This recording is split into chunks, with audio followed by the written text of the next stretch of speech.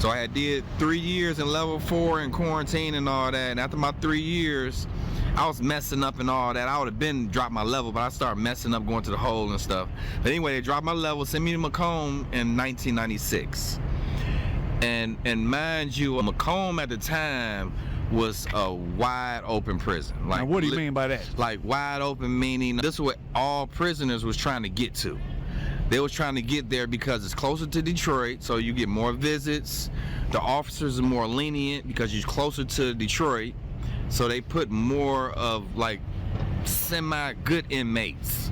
You know what I'm saying? Like, you got to be ticket free and doing a long time. Cause I still had 12 years left. Well, I had good time back then, so but I ended up losing and just being bad and being 19. But anyway, so 96, I get there, and at that time I was weed every day. I love weed. Well, whenever I can get it, I wanted to.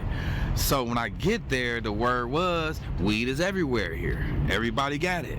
So that was one of my first things when I seen somebody that I knew that had got transferred a couple months prior to me. So he already was there into the mix of what's going on, and he was doing pretty good. He was selling weed, and then I wanted in, of course, At first it was just for purposes. I wanted to do it and all that. And then he started telling me how it was going around there, and I couldn't believe that it was literally going on, like, far as money go. I knew people was buying weed, but I didn't know you could make that much money. Which was like, what was like literally, like, you can buy an ounce of weed and you sell it for $1,000. Like, it was that or more. So that's wholesale. Yes, that's wholesale. So you at least 10 times of your money. And now it was amazing to me. How much would you make if you broke an ounce down? Like double? Yep, you probably make $2,000, somewhere close to that. So like $50 a teaspoon? Yep, you can like literally a real teaspoon. They would take the teaspoon, or we would take the teaspoon, measure it out, and put it in a little piece of paper and wrap the paper up in like a triangle form, so it look slick or whatever. And we called them spoons. And it was spoon of weed for $25 a piece. And how many joints were in a spoon? Prison joints. So you would get maybe 3 prison joints. Oh, so 5 prison, 3 to 5. What would you guess joints. the weight of that was? Oh shoot, maybe a gram. So $25 a gram, and this is in the regular weed era. This ain't it's definitely regular. Because when I got home, it wasn't even. And when I got home in 2008, the weed hadn't even escalated to the exotic all the way yet. Yeah. So yeah, it definitely was regular weed. But it was good because everybody's tolerance was low in prison. People don't the bigger blunts and stuff that people out in the free world. So their tolerance was low. So a little amount of weed could get you high. So that was the thing. $25 a spoon. You can make 1,000 to 2,000 out of every one. And so anyway, I got into it. With the weed situation with my friend of mine that already been there. He tell me how much money he making. He's sending home $3,000-4,000 a month. He tell me, listen, man, you give me $200, I'll get you an ounce. I do that. He got it. And as time went on, I say maybe about 3-4 months. I'm majority of it, but then I got to selling it too. Because I got to meet more people as I'm there longer at the facility, and then it's crazy because a lot of the officers that worked there, they was from the east side.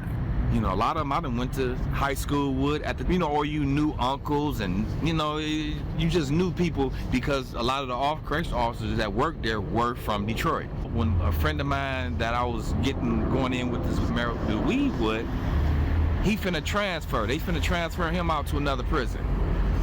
And when he go to get transferred, before he transfer, he tell me, listen, man, I'm going to give you the game. I'm going to tell you who I'm getting this stuff from because I can't get it no more. So you might as well, take advantage of it while you here. And the next morning, before they rolled him out, he took me over to the school building. Because in the morning, afternoon, and night is when they open the gates for people to go to the school building and come back. And you got like a 30-minute window that you can go and come. So he took me over there doing that 30-minute window before he transferred that morning. I met the officer. Oh, it was a cop? Yeah, it was a correctional officer. He was a correctional officer that worked in the school building, and he patrolled the school building. He kept the school building safe so to speak. And so yeah. So he wasn't just staff, he was an actual corrections officer. Yeah, definitely, corrections officer. And you know, so he introduced me to him. Everything was everything. You know, you get a guy, you have your people give him a couple $100 from out there in the weed, and you bring it in. You go to school building, you pick it up. And didn't you say you got up to a pound? Yeah, well, you can get whatever you pay for. So wait, so at one time you were brought like a half pound or a pound? A pound. You had a pound of, and this is what, a level 3 prison, or? Well, they got level 2 and level 4. Level 3s have been eliminated. So you were level 2 at this point? No, I was level 4. Oh, well, oh, you started 5 in Michigan. No, I started at 4. Well, you start at 4. And they transferred me but to Macomb's a better 4. A better 4. Okay. As you can see. So you're in a maximum security prison, and you get a whole pound of weed at once. Yes. Yeah. And what did that cost you to bring in? A G plus the weed? No, yeah. So you have your people bring them the pound and give them $1,000. And give them $1,000. And what, did he have to smuggle it in, or like how was he getting in there? You don't know. Well, I believe, you know, just like all they jobs. might have had an inside person. Yeah, like all jobs. Because didn't they have internal affairs checking over the guards? Yeah, I was literally finna get to that.